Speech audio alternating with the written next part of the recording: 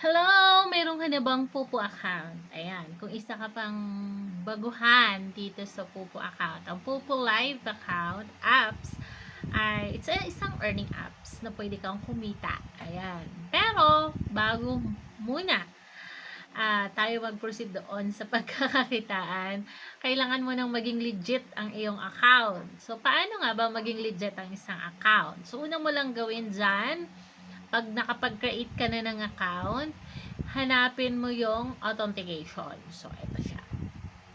I-click mo yung authentication, then tapos nun, send ka lang ng picture, harap sa camera, then i-submit mo, then i-check yan nila kung mayroon kang previous account or wala.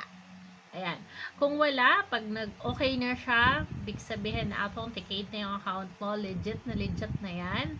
Bakit mahalaga na naka-authenticate ang isang account? Once na nag-start ka ng kumita, hindi mo siya mawi-withdraw.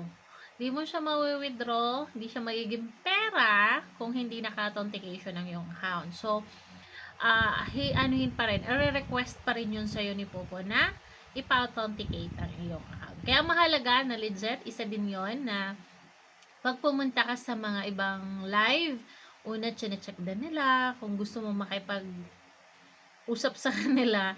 Then, tapos nun yung account mo ay hindi naka-authenticate, ay medyo nakakaduda ang iyong pagkatao. So, para hindi sila magduda sa'yo, so, kailangan mong ipa-authenticate ang iyong account. So, authentication mo lang yun.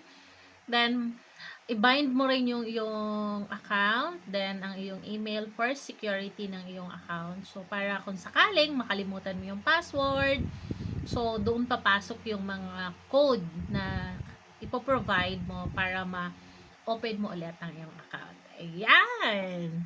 So, good luck and happy earnings sa ating lahat. Ayan, I'm Agent Kisha.